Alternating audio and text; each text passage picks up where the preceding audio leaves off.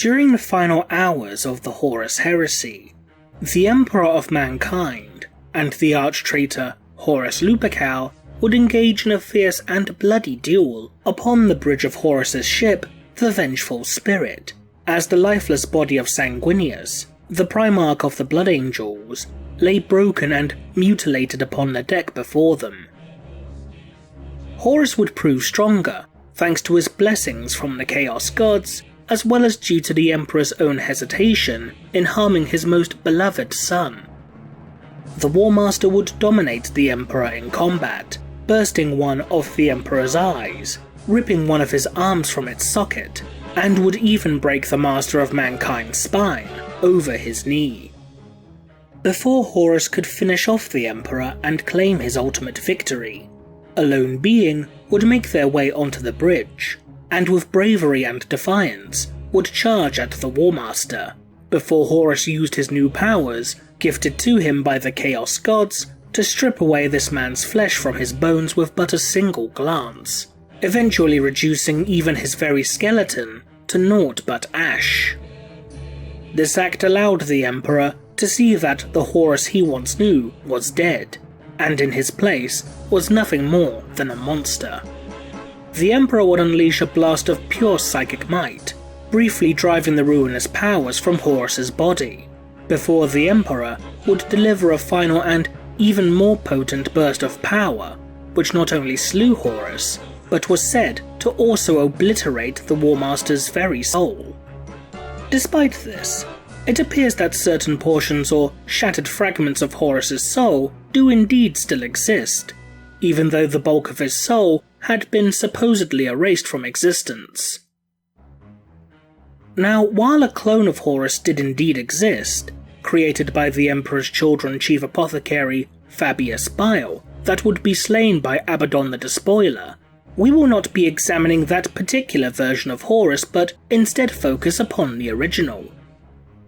When Horus first entered the Chaos Gate upon the world of Molech, he would perform a multitude of labours for the Chaos Gods, a task that took thousands of years for the Primarch to accomplish before re-emerging back into the material realm, despite only mere seconds passing within real space. However, despite having apparently completed the tasks set for him by the ruinous powers, the Warmaster did not return to the material realm completely. Following the Space Wolf Legion's surprise assault against Horus's forces, the Warmaster would be mortally wounded by his brother, Leman Russ. As Horus lay dying within his throne room upon the Vengeful Spirit, his equerry, Malagurst the Twisted, would use his sorcery to try and bring his Primarch back from the precipice of death. By undertaking an arcane ritual, Malagurst's spirit would traverse into the realm of chaos itself, and after binding a demon of Tzeentch known as Amarok to his will, Malagurst would see the Warmaster within the realm of Khorne, where Horus was battling against wave after wave of endless enemies, drawn from the entirety of time and space. Such foes that the Warmaster battled against for the Blood God's amusement included Stone Age humans, Necron warriors, and even Tyrannid bioforms.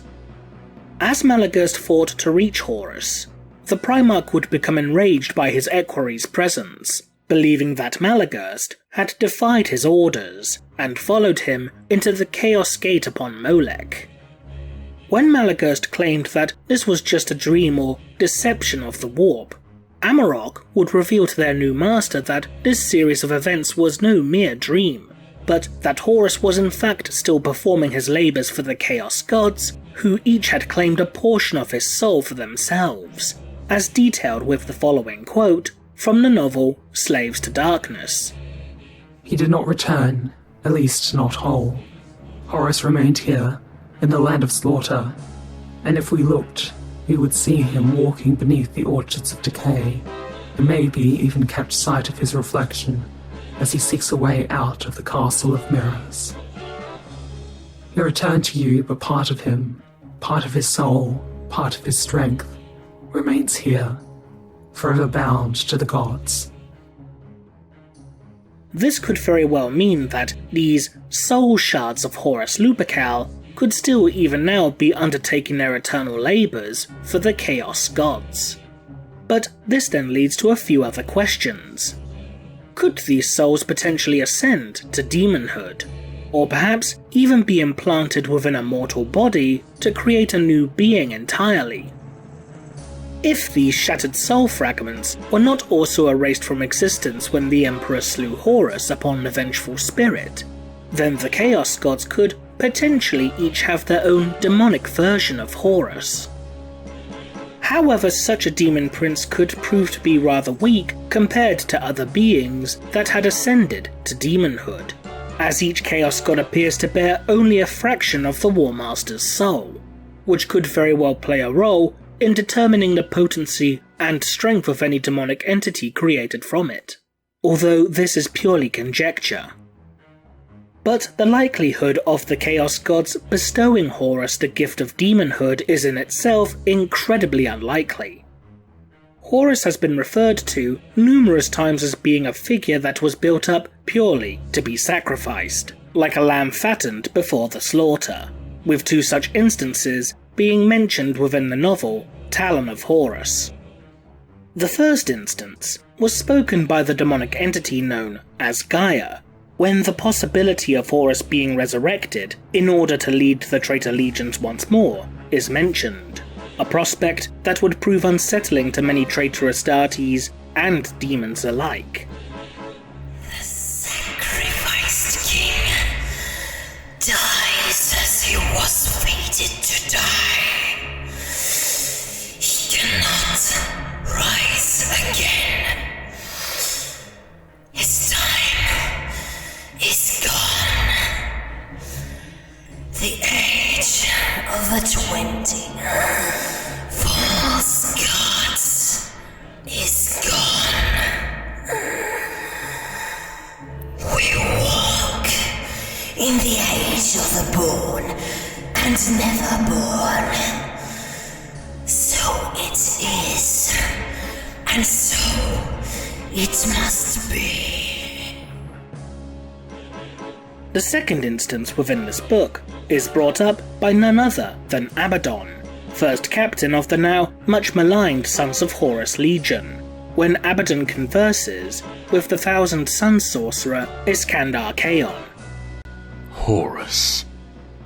Have you heard how the Neverborn speak of him? They name my father not for his victories, but his failures, calling him the sacrificed king.